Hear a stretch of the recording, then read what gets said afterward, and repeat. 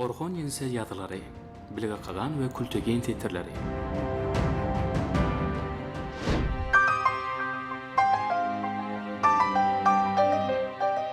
Orhon ýazylary ýa-da Göktürk ýazylary.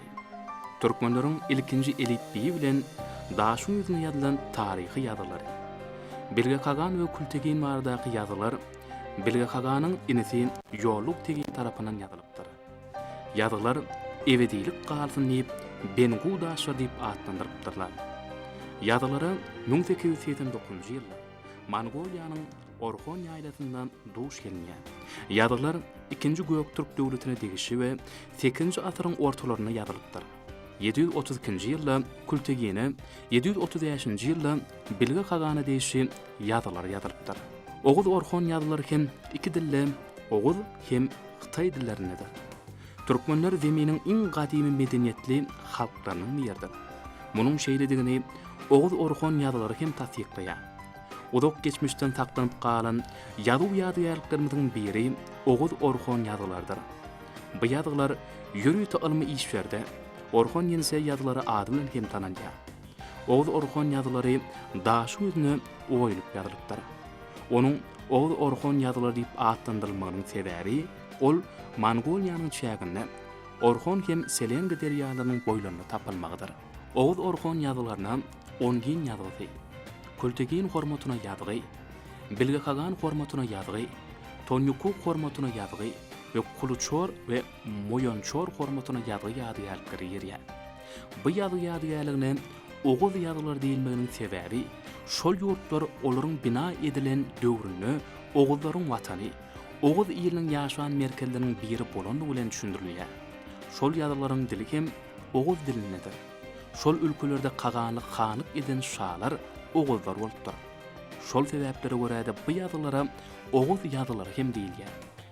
Oğuz Orhon ýazylary taryhy maglumatlar bolmak bilen birlikde olar edebi eserler bilen hem hasap edilýär.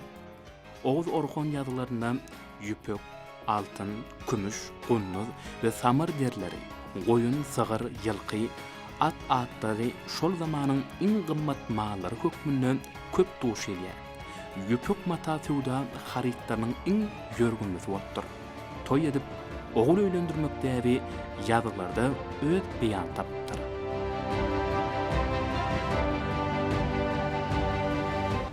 Mahmud Kaşgarynyň Diwan Lugat etdir.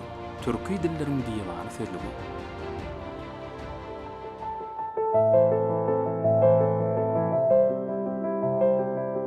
Mahmud Kaşgarly dünýä derejesinde akrar edilen beýik şahsiýetlerimiziň biridir. Alym äleminde nur saçýan ýyldyzdyr. 17-nji asyrda ýaşap geçen tanymal türkmen alimy Mahmud Kaşgarlynyň Diwan Lugat etdir. Türkü dilleriň diwany sözlügi diňe bir türkmen diliniň hem edebiýatynyň taryhyny däl, eýsem tutuş türkü halklaryň geçmiş mirasyny öwrenmekde agtybaly çeşmedir. Bu kitap ozaly bilen türkmen diliniň hem edebiýatynyň taryhyny öwrenmekde ähmiýetlidir.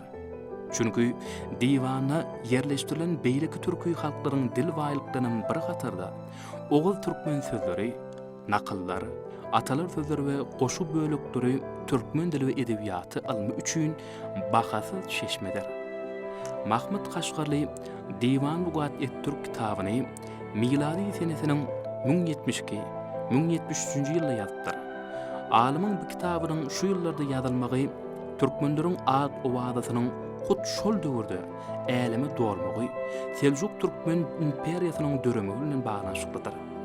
Mahmud Kaşgarlynyň özü diwanyň başyndan türkü dili öwrenmek bilen bagly bu pikir belläpdir. Türkmenleriň döwlet şahlarynyň döremegi dünýä ilminde olaryň dil bilimine hem edebiýatyna bolan gyzyklanmagy oýarpdyr. Şol döwürde Hoja Ahmet Ýasawynyň öz hikmetlerini türkmen diline ýazmak hem bir tarapdan zamananyň türkmen şöhraty bilen baglanşyklydyr. Alymyň bu kitaby sözlükdir. Ol arap diline ýazylan bolup onu türkü, esasan hem Oğuz türkmen sözlerine düşündürülüş verilýär. Mahmud Kaşgarly türkü, aýratyn hem Oğuz türkmen dilini alma mazmunyny öwrenmek üçin türkü halklaryna oba, şäherme şäher aýlanyp çykypdyr. Alym kitapda dilini öwrenen halklary taypalar barada şeýle belliýä.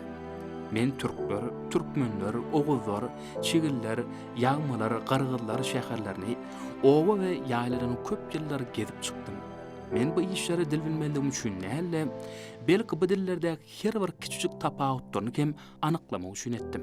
Mahmud Kaşgarly oguzlaryň türkmenler döňüni ýörüýteberläpdir. Bu kitap türkmen halkynyň 17-nji asyrdaky gymmatly ýazyw çeşmesidir. Mahmud Kaşgarly adaty gepleşik diliniň maglumatlaryny öwrenipdir. Munyň şeýledigini sözlükde nakyllara, atalar sözlerini we halk dörejülüğüniň misalynaky goşgu bentlerine esasy ünsüň jemlenmegini hem tasdiklaýar. Nakyllardyr, atalar sözleri hem goşgular tüýs halkyň diliniň sünnälenen eserlerdir. Ol dil täsirlenmeleri babatda hem arastadyr. Başgaça aýtsak, halkyň öz ýeni dilidir. Hut şonuň üçin bu sözlük sözleriň gelip çykyşyny, etimologiýasyny öwrenmekde juda gymmatly hazine bolup kalmady diýär.